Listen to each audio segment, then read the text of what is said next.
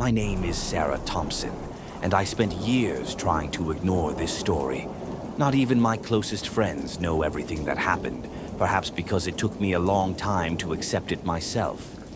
But now I realize I need to let it out. It's not courage. It's more like a confession. It all started when my mother, Linda, decided that we needed a bigger and quieter place. Our cramped apartment in Austin, Texas, was no longer enough, especially for my younger brother, Jake, who was still little and full of energy.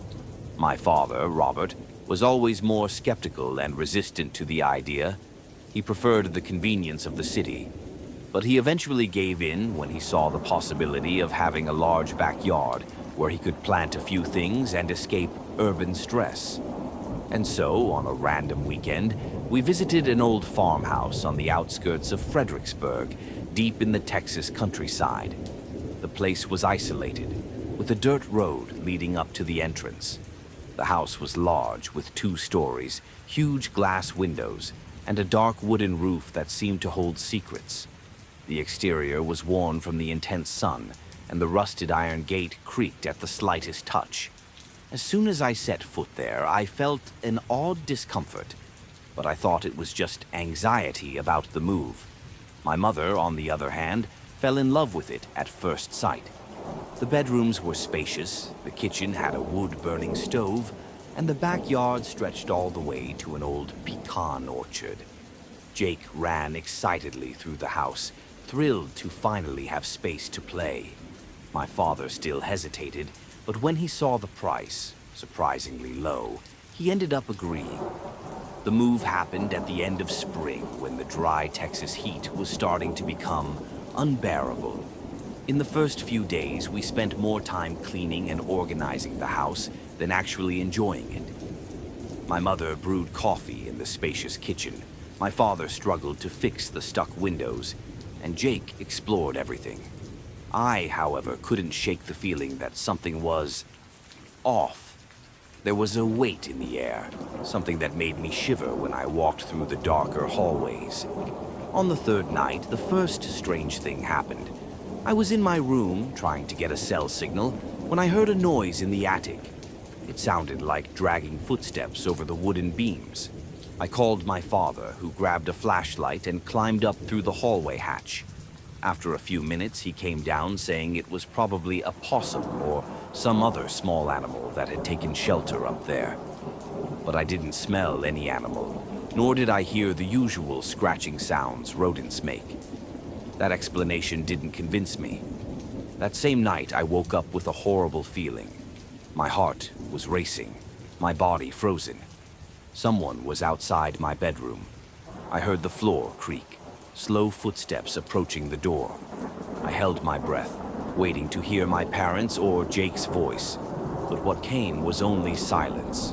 A suffocating silence, as if something was standing there, listening to my rapid breathing. I didn't have the courage to open the door. In the following days, little strange things started happening. Objects moved out of place. Dishes appeared covered in mud, even though no one had taken them outside. The feeling of being watched became unbearable. One night, Jake woke up screaming. I ran to his room and found him curled up in bed, trembling. "There's someone at the window," he whispered. I looked over and felt a chill. The curtain was slightly open, and for a split second I swore I saw a shadow outside. Maybe it was just the tree swaying in the wind, but something inside me knew it wasn't. I researched the farmhouse and discovered that, decades ago, a girl had disappeared in the area. The case was never solved. I showed the article to my mother, who rolled her eyes. "You just want to scare yourself, Sarah. Stop looking for trouble." But I knew it meant something. Over time, the house seemed to drain our energy. The atmosphere grew heavier and arguments became frequent. That's when a neighbor suggested we call Mrs. Abigail, a woman who understood these things that can't be explained. My father, always the skeptic, refused at first, but he gave in when Jake suddenly got sick with fevers that vanished without explanation. Mrs. Abigail arrived with a deep gaze and confident gestures. As soon as she stepped inside, she frowned. "There's something here that hasn't found rest," she said. She walked through the rooms, murmuring prayers, spreading herbs, and lighting candles. In the end, she said that a presence was trapped there, an unsettled soul. We followed her recommendations, trying to make the house a lighter place. But the peace didn't last long. On a stormy night, the noises returned. Footsteps upstairs, whispers in the hallway. Jake screamed, and when we ran to his room, the door was locked. We forced it open. He was curled up, crying, pointing at the window. A puddle of water had formed there, even though everything was closed, and the smell of damp earth filled the room. The next morning, without saying a word, my father started packing. My mother didn't protest. Within days, we left the farmhouse behind, returning to the city. To this day, we avoid talking about it.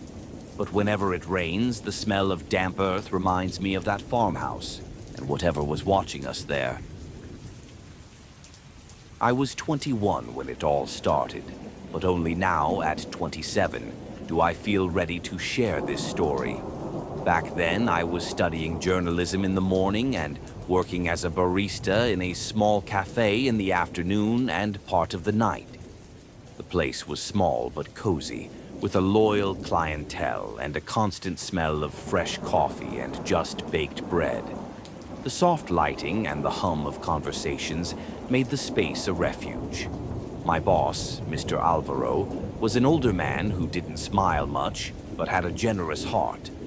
He always said that the place had a unique energy, though I never really understood what he meant. I lived with my grandmother, Donna Lourdes, and my younger brother, Cayo. My father had passed away when I was a teenager, and my mother left us soon after, so the three of us became a small fortress.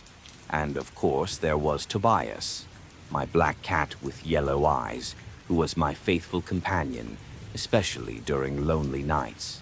It was a night in October 2018. The air was damp, and a light drizzle was falling as I left the cafe, close to midnight. The walk home was short, just 2 blocks. But that night, something felt different. You know that feeling when you think you're being watched? My footsteps echoed on the wet pavement, and with each block, I had the sensation that someone was behind me. When I looked back, there was nothing.